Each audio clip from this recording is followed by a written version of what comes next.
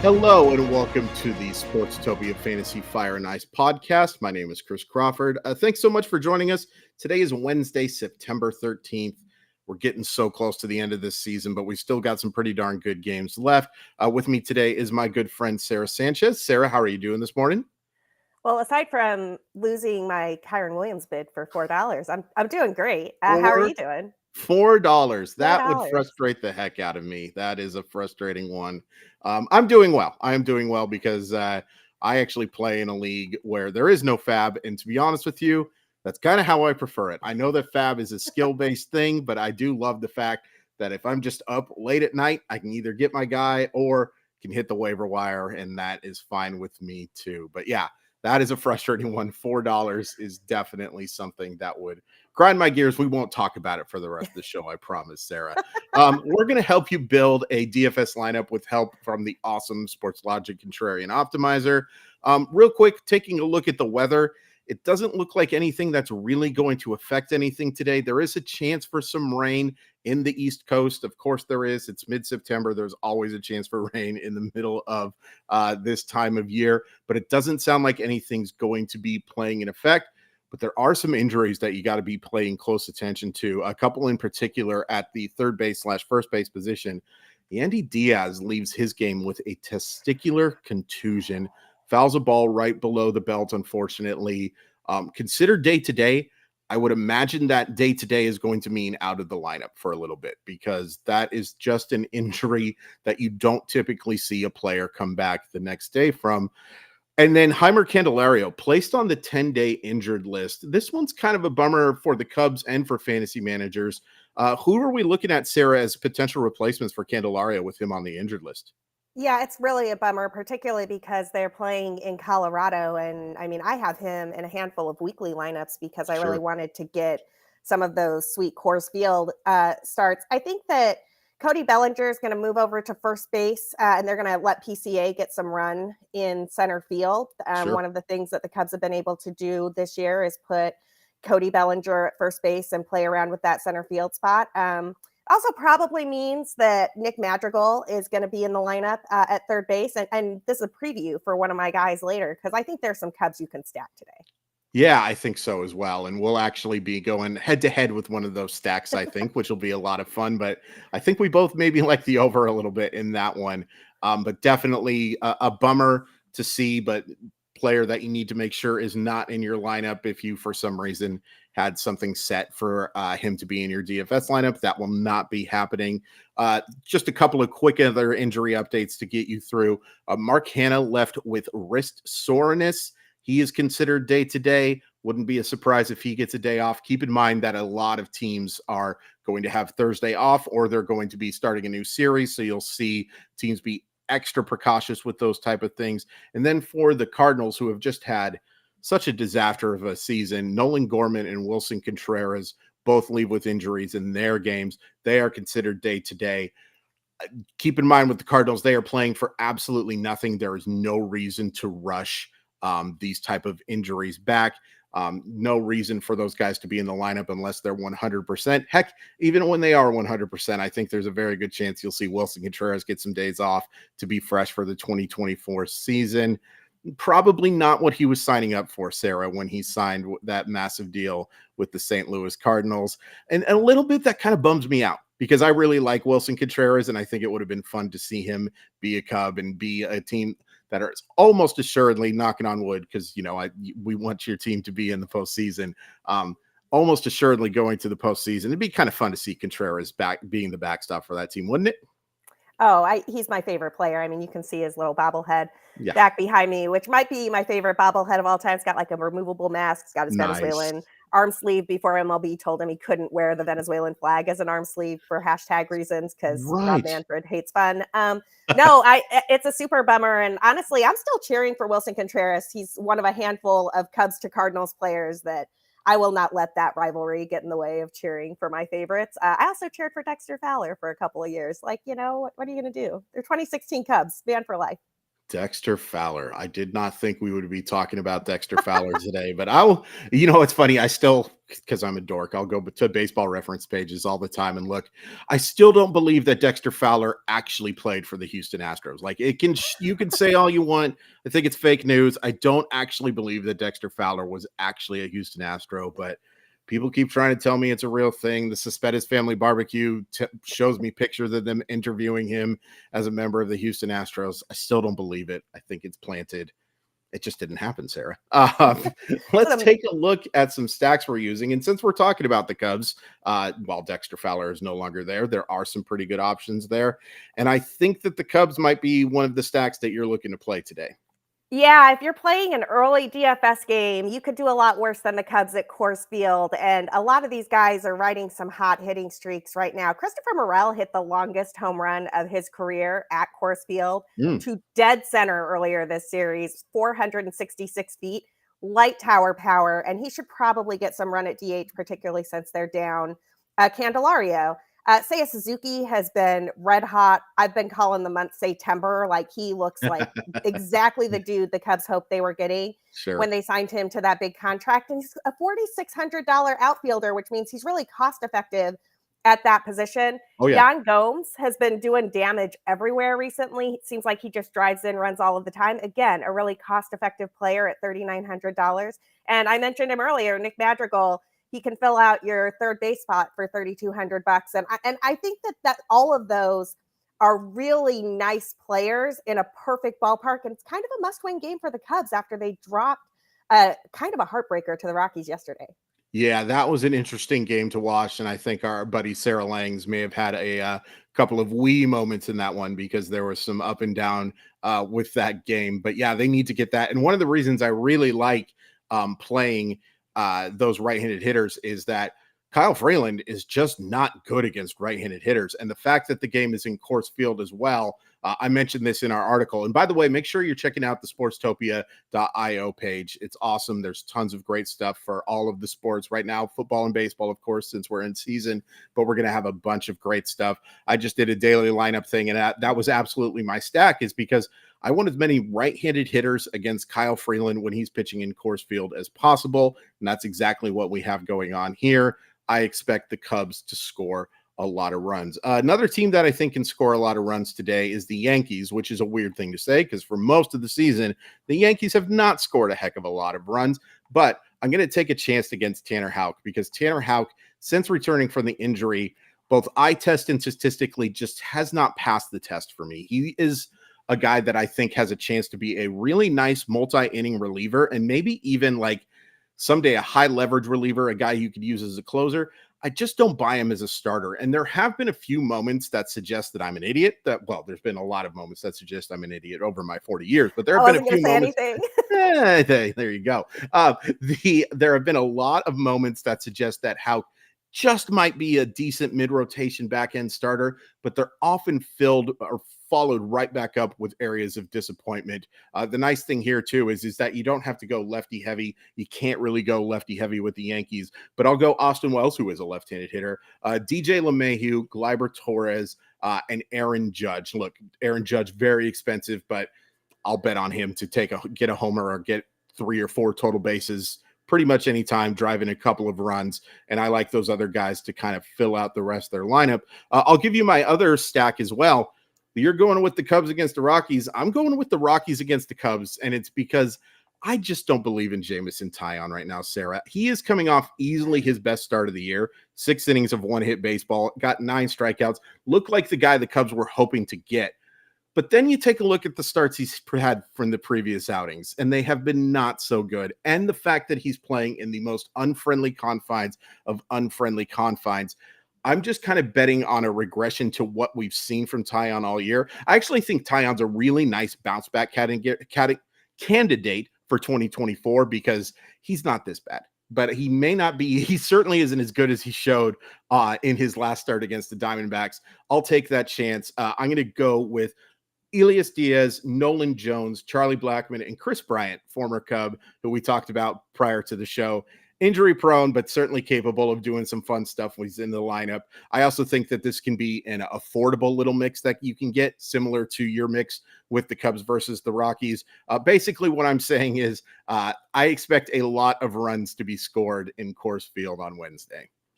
I mean, I expect a lot of runs to be scored in this game too. And I think you're spot on stacking against Jameson Taillon. I've done it a handful of times this season. This could really wind up being a double-digit affair on both sides of the ball. Both of these teams have been hitting the ball well. Neither of these pitchers really inspire a lot of confidence. I think it's a great call stacking against Taillon at Coors. Definitely here for it. I might just stack that whole game. I'm not going to lie. The other stack that I am super interested in here is less of a contrarian pick and more of an obvious pick, but I had to go with it, and the optimizer agrees. I got to stack the Astros against the A's. It's the A's versus I can't even think of a bigger mismatch in baseball except maybe this year's Braves versus the Athletics. And this is a pricey stack, but I think you take this pricey stack and you pair it with something a little bit cheaper that's also on the slate, maybe one of those like Kansas City stacks or White Sox stacks, and you just get some premium horses in this game. Jose Altuve, Jordan Alvarez, Kyle Tucker, and Chas McCormick is the stack that I like with the Astros here, but honestly, you can't really go wrong in that lineup. No, and here's the thing, because the Astros have lost the last two games against the Athletics. Talk about time for some regression for the Oakland Athletics. It's hard for me to imagine them sweeping it. As a Seattle Mariner fan, go A's. I have to be honest with you, Sarah. I hope you're wrong about this one. I really would love to see Paul Blackburn, who's been okay, shove and pitch really well and give my Mariners a chance to get back into the division race as well as the wild card. But the head tells me that that's an absolutely great stack. And just like when Houston's at its best, that lineup is just as good as anybody. You talk about yes, Jose Altuve, not exactly the most popular player in baseball, but has certainly shown that he is still one of the better second basemen in the game. Jordan Alvarez, one of the most feared hitters on the planet. Kyle Tucker, always underrated, and Chas McCormick, a nice little play as well. That's not terribly expensive either. So you get your big three, and then you get something that can kind of even things out, kind of lets you play with the pitching as well. I don't like that I like that stack, Sarah, but I do like that stack an awful lot. Let's go into the pitching. Not the best day for pitching in my humble estimation. We kind of talked about a couple of guys that we're kind of looking to play against, but who are some arms that you kind of like for this Wednesday slate? I am really looking at Logan Allen against San Francisco today. I think that Logan Allen has had a couple of nice outings. Recently, he went 5 and only gave up 1 earned run, striking out 6 in his last run against the Los Angeles Angels. But the other thing here is that, he's a lefty, and the San Francisco Giants have not been great against left-handed pitching this year. So I think Logan Allen is a cost-effective starter who you can pop into your lineup, and then maybe he lets you get some of those bigger bats in your lineup too. Yeah, I like that call a lot. And look, the fact that they're not great against lefties, the fact that San Francisco absolutely playing for their playoff lives, wouldn't shock me if you got 6 innings of 2-run baseball there, maybe even a little bit better. 6 or 7 strikeouts. I think you can pair that with another guy and do pretty well. Using the optimizer and finding some other cheap options. I like that call quite a bit. I mean, this is the opposite of contrarian. It's as obvious as you were talking about with Houston. You've got to start Luis Castillo against the Angels. It is the most obvious of obvious plays, but you got to do it. Castillo has not lost in the last 8 starts, which, you can talk about wins and losses. It gives you an idea of how well he's pitched and the fact that the Mariners have given him some run support, and he usually goes deep enough into games that he can qualify for that W. 6-0 over those 8 starts.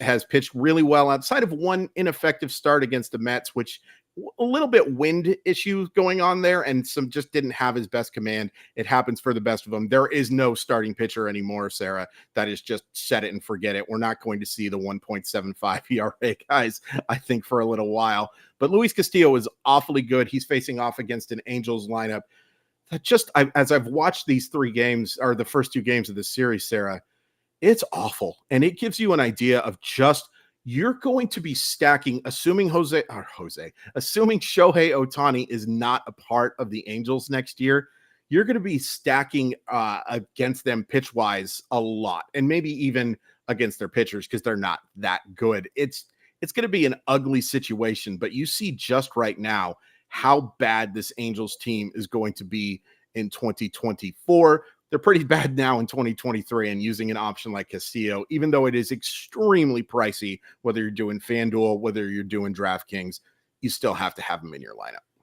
I think Castillo's a great call, and if you hadn't put him on your list, I was going to put him on mine. I mean, this Angels team looks like they waved the white flag at the waiver deadline. I mean, literally, like they have given up on the season. You've got, Rendon out there saying that he doesn't speak English when reporters try to ask him questions about what's going on. You've got rumors that they might trade Mike Trout. And honestly, like that seemed unthinkable a few years ago. I think you're absolutely right with Luis Castillo, and Luis Castillo has been unbelievably good this year. So I think that's a great call. Another guy who I think's been unbelievably good this year and maybe a little bit underrated. He's a little pricey, but he's certainly coming off the best start of his season is Zach Gallen.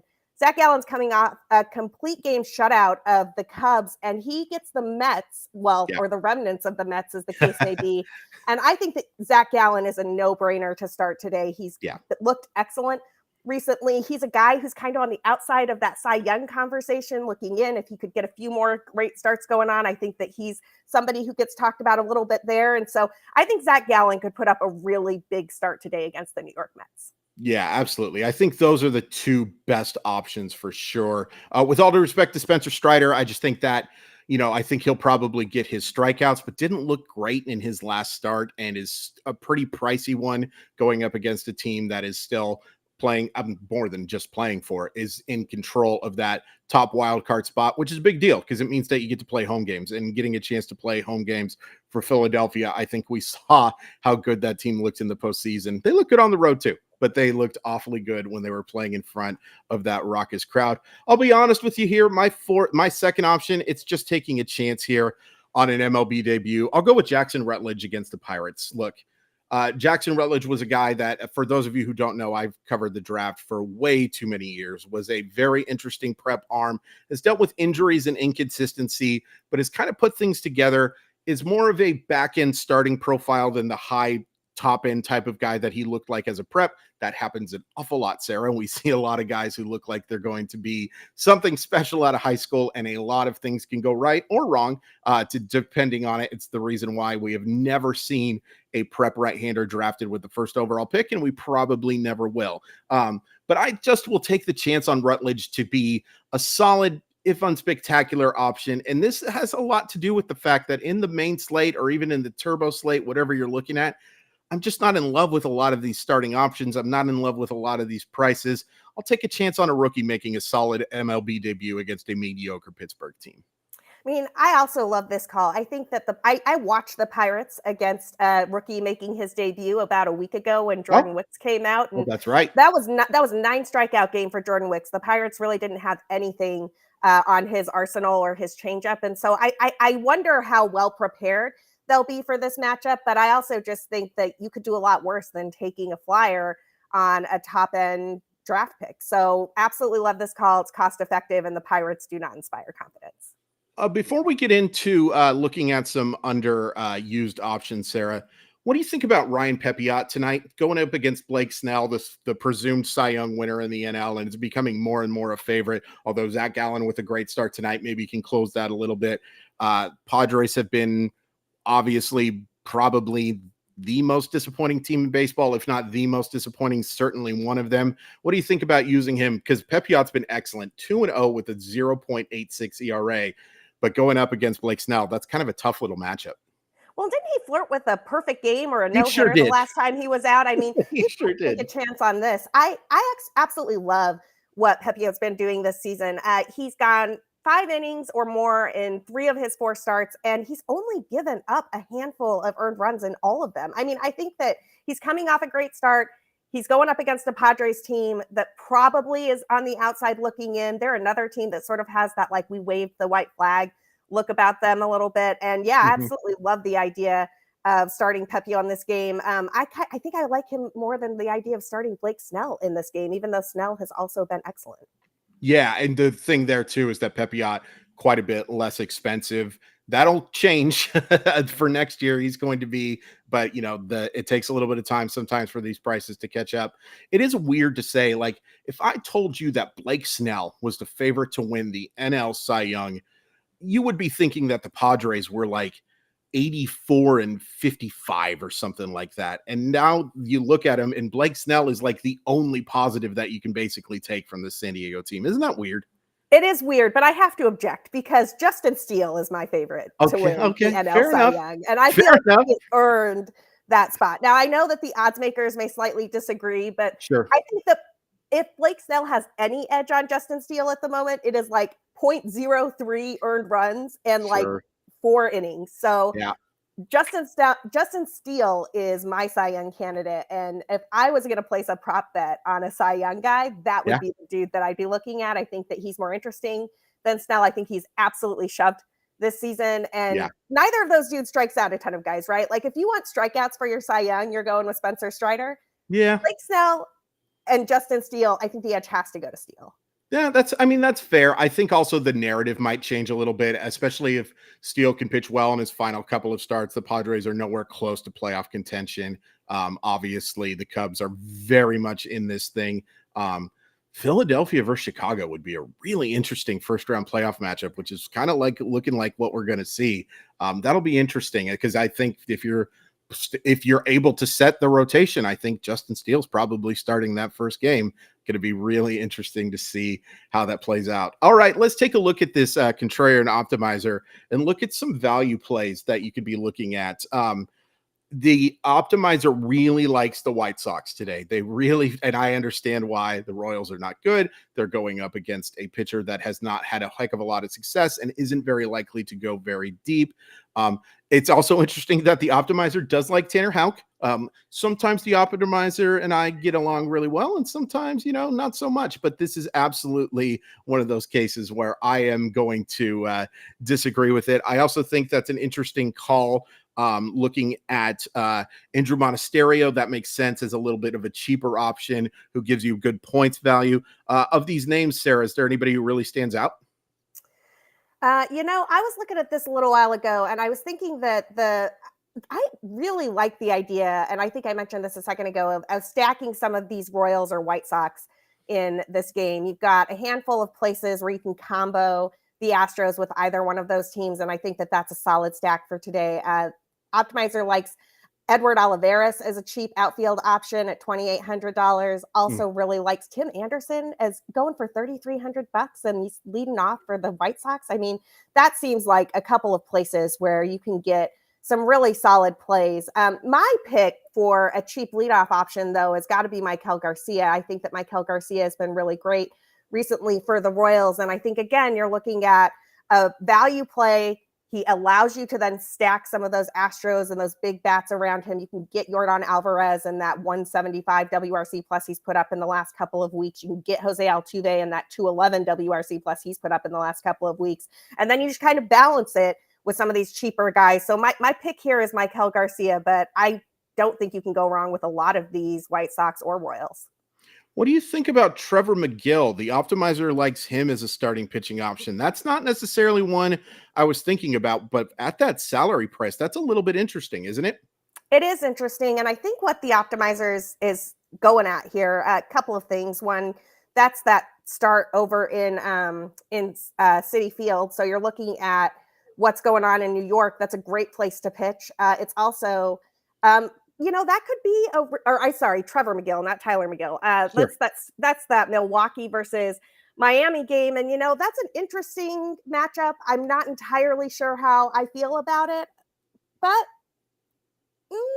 at that price, that's $4,000, man. You could do a lot worse than $4,000. How are you feeling about the McGill pick? Yeah, I think that price makes it very interesting for me. Now, I would not be pairing him with Tanner Houck, to be completely honest with you. If I was going to do that, I'm sorry, Tanner. You're probably a really nice guy. I just don't believe in you as a starting pitching option right now. I'd probably be pairing him with maybe a more expensive option, maybe even like a Yusei Kikuchi, who, by the way, the Blue Jays have just looked awful in this series so far. This has been that was a real surprise to me because Texas looked like they were on the downswing. Blue Jays looked like they were playing up. Of course, Blue Jays were getting to play teams like Oakland and Washington and Kansas City. That certainly always makes teams look a little bit better, but it just kind of looked like a terrible matchup for the Rangers. On the contrary, this is what I love. This is going to be a fun final couple weeks. Oh, it's going to be absolutely incredible. I mean, the Rangers have been quite a disappointment as of late, but Better Boss in the chat mentions that the Mets and Padres are the two most disappointing teams ever in this same season. I think the only thing that I might add to that is that the Angels probably hit that same stratosphere of disappointment for me this season, just because how can you have Shohei Ohtani, Mike Trout on the same team, and this is what you get? The Tungsten O'Doyle curse is alive and well. And it's amazing that curse is alive and well when Tungsten O'Doyle isn't actually a real player, but it is absolutely a real thing. For those who don't know what we're talking about, congratulations on not being on Twitter. It means that you are living a very good life. Really quick, make sure that you're checking out, if you're watching this and you want to try out that Contrarian Optimizer, make sure you're using that code on the bottom screen. Gives you a chance to give it a try for a very cheap price. We can't recommend it enough. Sarah and I are new to daily fantasy sports, and it has made things so easy for us. Now, we're biased, so we would lie to you if we had to lie to you, but we don't, because it is such an impressive thing to be able to just generate these lineups, give you those contrarian plays. It is such a cool thing to be able to use. We cannot recommend it enough. Sarah, anything else that you're looking at today that's interesting?